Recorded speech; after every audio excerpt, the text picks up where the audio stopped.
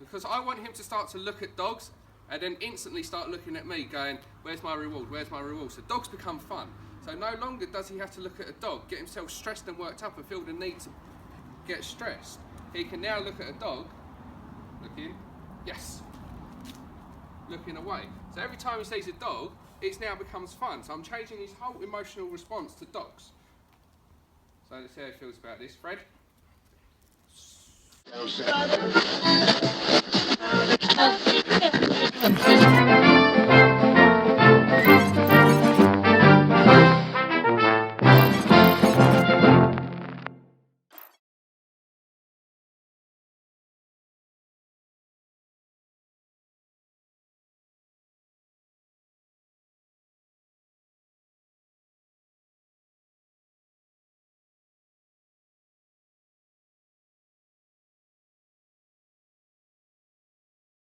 Especially the Rotty, and he's got battering an eyelid. He's licking her ear, laying down.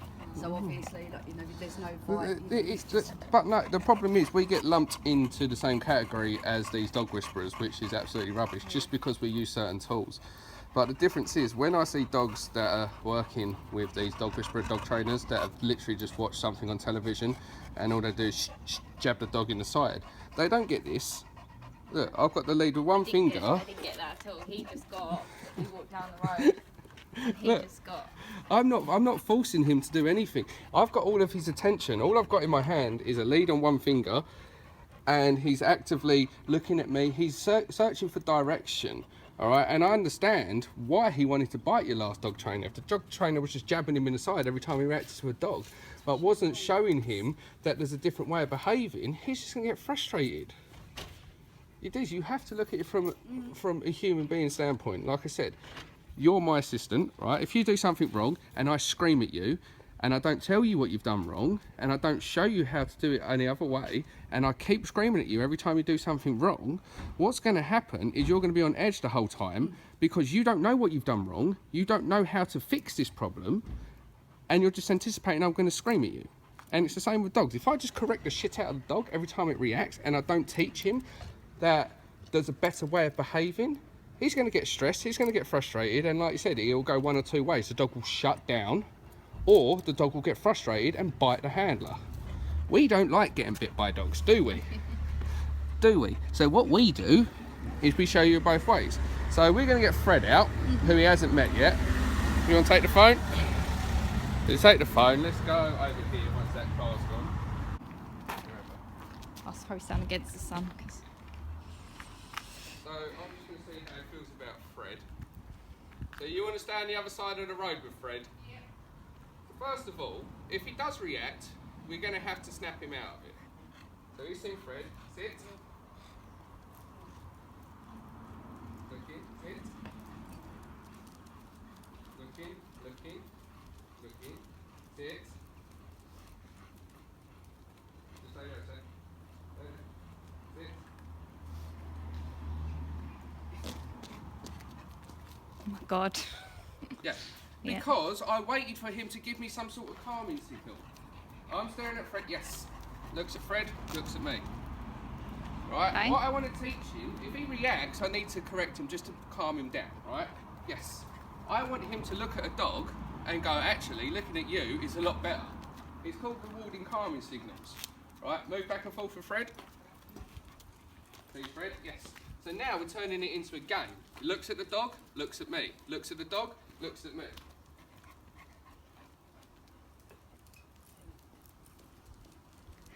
Can't believe this. This never happens. This, he hasn't even met Fred yet. He got a little bit worked up with Maisie. But then, but look, but he's not that bad with dogs. A lot of it is obviously because has got himself so worked up. And he's confused about what his reaction should be, Yeah, maybe. and you've gone through several dog trainers that have done nothing but talk about themselves. Right, stop there a sec. Turn around so I can see Fred. They're looking at Fred? Yes. Anytime he looks at Fred and looks at me, yes. Because I want him to start to look at dogs and then instantly start looking at me going, where's my reward, where's my reward? So dogs become fun. So no longer does he have to look at a dog, get himself stressed and worked up and feel the need to get stressed. He can now look at a dog, looking, looking, yes. Looking away. So every time he sees a dog, it now becomes fun. So I'm changing his whole emotional response to dogs. So let's see how he feels about this. Fred?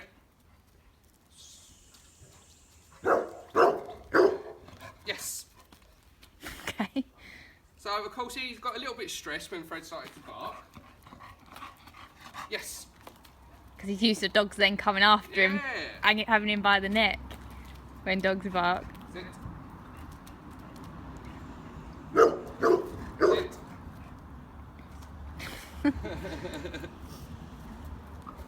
No. Yes. So just a little verbal no. Yeah. Then okay, you don't want me to do that, what do you want me to do? This is a much better way. Don't get yourself worked up. Look at me. Looking at me calms you down. Looking at the dog gets you worked up. Clear choice, yes. So then we can try and go for a little walk. So you just walk that way. Hill. You stay there. Hill. See, look, just let him go through it. See that? That's really good. See how he just shook himself off? That's another calming signal. So we're going to walk. So he's getting himself worked up. A little bit of pressure just to slow down. Look, slow down. Sit. Walk past with Fred, please. This works better for you. So when you keep moving, he gets himself worked up. So some dogs, it's better to keep moving. Sit.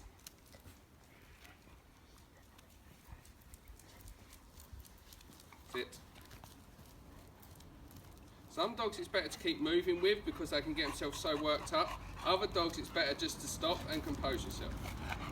Yes. So when you see a dog, move over to one side, pop him in a sit. Sit. Sit.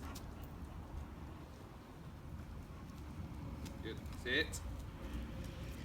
Also work on sit means sit. Yeah. Sit. You know, he sit lasts about 3 seconds. Yeah, I know. Sit. Sit.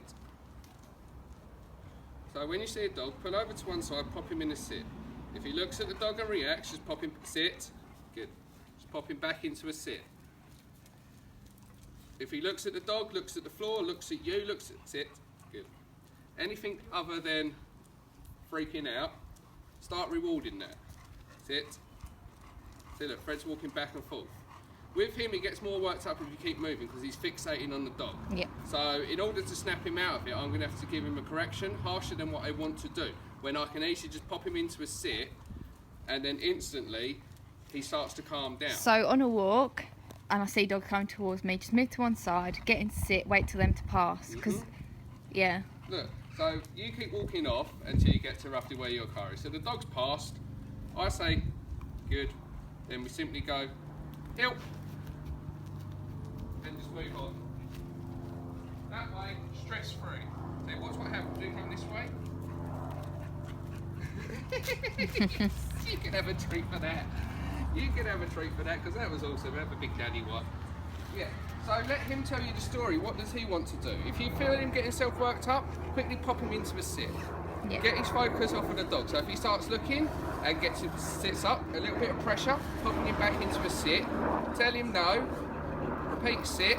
As soon as he takes his focus off of the dog, doesn't matter where he looks, as long as he's not fixating on the dog. So see, he's looking. Yes. As soon as he takes his focus off of that dog, doesn't always have to be on you. It can be on the floor. It can be at the tree. It can be at the car. It can be at the other. As long as he goes from this to reward that. And then eventually you'll be able to start easily walking past other dogs. But coming on a pack walk will help you massively because you'll expose him to different dogs, different ways of being all the time. That's it, because obviously most people who walk their dogs, they don't really deal with this kind of situation, so they don't know how to react. Most of them just leave their dog off lead even when I ask them to put them on lead. And you're not going to bite me, are you? No. Do you kiss? Do you lick? No, only when he feels like licking. You are so slobbery. Yeah. But yeah, so considering he's nervous of men, right? Considering he's already lashed out at another dog trainer for prodding him in the side. Boy. Good.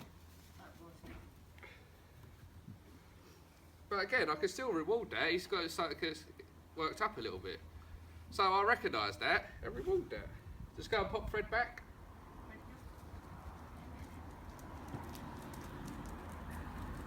He's a game. He looked at Fred. He's like, give me my treat now. Oh, you're a good boy, buddy.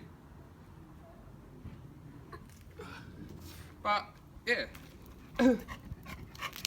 And this is the calmest you've seen him outside? Yeah.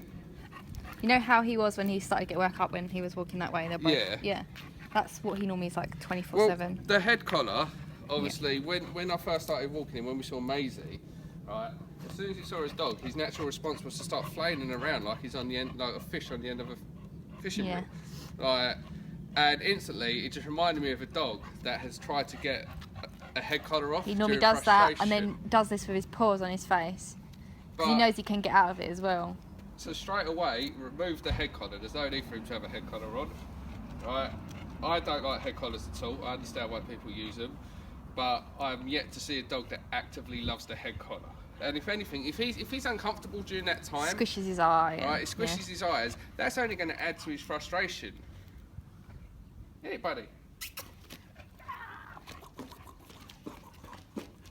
There's a pumpkin. Here you go.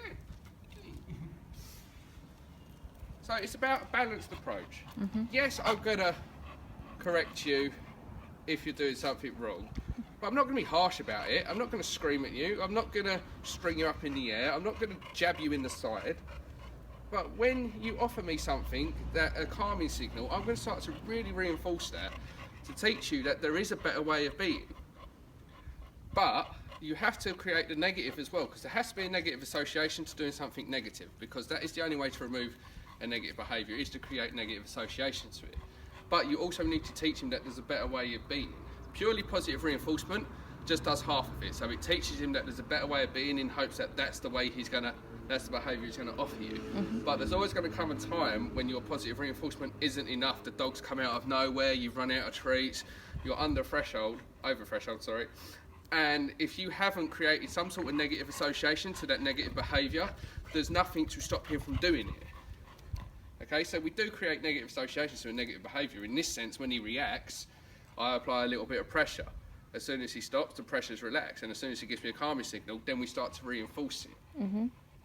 Negative association doesn't necessarily mean doing something bad to him. It just means that we're creating an experience and we're showing you two different ways of behaving. Do it this way, great things happen. You get more relaxed, good things happen. Do it this way, it just becomes slightly uncomfortable for you. But I'm going to stay the same the whole way through it. Okay? Positive reinforcement is just to teach a behaviour using positive efforts. Negative reinforcement is the way to actually decrease a negative behaviour.